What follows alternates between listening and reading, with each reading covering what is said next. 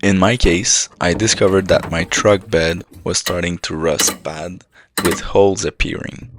That's when I decided to remove the bed, clear all the rust, apply a fresh coat of paint, and top it off with some sturdy undercoating to stop the rust damage and give it a second start. Stick around to see how to protect your car from rust damage, from the grinding to the paint and up to the undercoating. First up on our to-do list was removing the bed liner, that protective plastic layer covering the truck bed. It's a straightforward process. I started by lifting the liner from the middle of the truck bed's rear end. This allowed one of the bed liner clips to slide right out. Then, with a bit of maneuvering, I freed the other clip that was a bit more stubborn. And the best part, no tools were needed for this step. It's all about technique.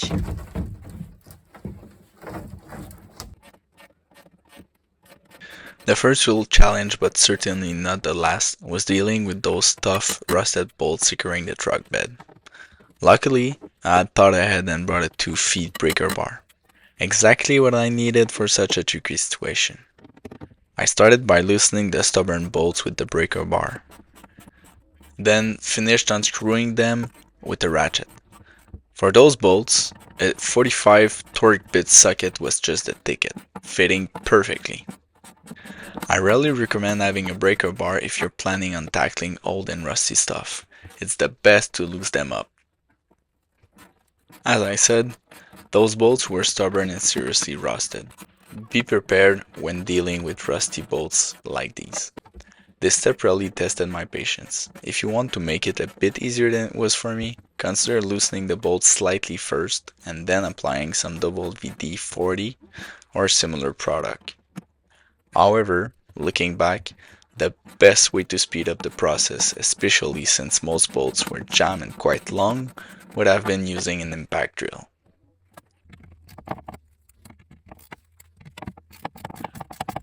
Moving on, the next step was to detach the gas intake pipe from the truck bed. This part was pretty straightforward and quick, with just 3 bolts, each 13mm in size. Luckily, nothing was too rusted or jammed there. The only tricky part was the limited space I had to work in to remove the bolts. The moment of truth arrived, removing the truck bed. This definitely wasn't a one-person job, so my good friend helped me. It was all about coordinating our strength and timing to make sure we didn't accidentally drop the bed. And just when I thought I had everything under control, I realized I'd also forgotten about the splash guard. While it's not essential to remove them, taking them off does make the whole process easier. Without removing them, you have to lift the truck bed significantly higher to clear the frame and bumper.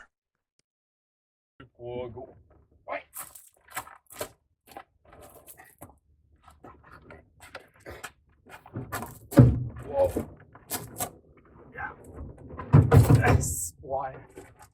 Okay. Oops, on est pas admis.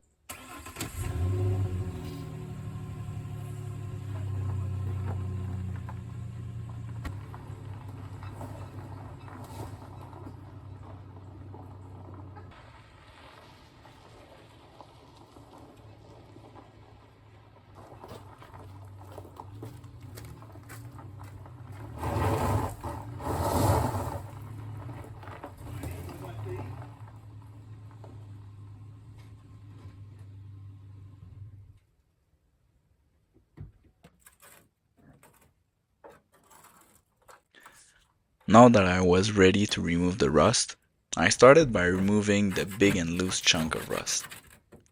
Then, I used a grinder and sandpaper to get rid of the rust. At the beginning, I wanted to only grind the rust spot and repaint them, but there was so many and the undercoating was in the way. At this point, I thought it would be better to also remove all the undercoating to repaint and recoat all the surface. Removing the undercoating was really a learning process. Since using the wire wheel was going so well to remove the rust, I tried to remove the undercoating using the wire wheel, but it was just a mess. The undercoating was getting stuck in the wire wheel, Also, since it's round, it wasn't removing the undercoating evenly. So I had to pass a couple times at the same spot to remove all of it. After using this method for too long, I thought of using a scraper. Using the scraper was a game changer. Since the undercoating is thick, with the scraper it was easy to remove the whole layer of undercoating in a linear way. For those of you who want to attack your truck bed, car floor, or frame, using a scraper is really a cheap and simple way to remove the undercoating. If you can use a sandblaster, that is probably the best way to do it, but I wasn't equipped for that. Anyway, even with the scraper, there is a residue of undercoating left. Now that the rust and undercoating were removed, I had to ensure there were no adhesive trace, dust, or rust particles left. By this point, I'd already removed most of the undercoating residue. However, because the undercoating is greasy, I had to use an adhesive remover. I sprayed it on and then scrubbed the surface with a cloth until it looked as clean as you see it now. For the rust particles, I borrowed my friend's air compressor and used an air gun to blow all that stuff away. It was another long and meticulous step, but absolutely essential for the painting process. With the surface all prepped, I was ready to start the repainting process.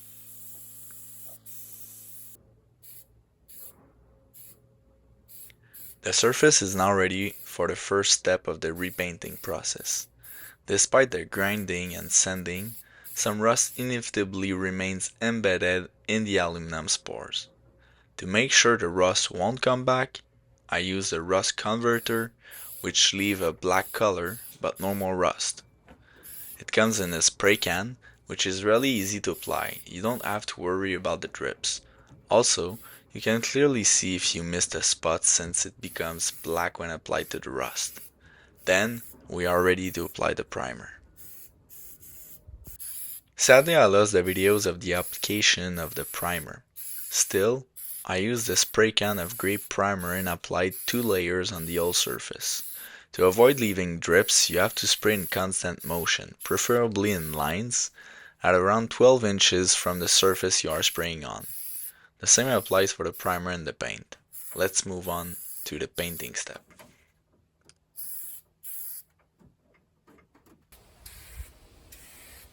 At this point of the process, we can finally see the end of it. Like the primer, it's really straightforward. You apply the paint in a linear way and constant motion using a spray can or a spray gun. I applied 3 layers, but this is really up to you. You could apply 5 layers, only 1 if you want. Regarding the delay between coats, it depends on the brand, but it's most likely between 15 minutes to an hour. About the type of paint, I used a rust reformer paint to protect even more against rust, since this whole process is due to rust. Also, I use a large nozzle spray can to cover a much bigger surface than the regular spray format, which makes the job much quicker. Since the nozzle is larger, it sprays more paint at a time. The can is bigger and more expensive, but in the end, it's not much more expensive compared to the classic format in terms of price per volume. Trust me, it's worth it. It's like using a spraying gun without having to buy the whole equipment that comes with it. After applying the paint comes the final step, applying the undercoating. Why an undercoating? Because an undercoating protects the paint of a car from rust, corrosion, and damage caused by road salt, moisture, and gravel. Unfortunately, I also lost this part of the video. Nonetheless, depending on the brand you use for the paint, you'll have to wait a couple hours. In my case, it was 6 hours before applying the undercoating. The undercoating comes in a spray can that you apply as you did for the primer and paint. You can pass a couple times over the same area to make sure you have a thick layer of undercoating. That's a wrap on the truck bed restoration. If you've enjoyed following the journey from rust removal all the way to the paintwork, don't forget to smash the like button, drop a comment below, and subscribe for more. Stay tuned for the next video where I'll be transforming my pop-up truck camper. Thanks for watching, and I'll see you in the next one.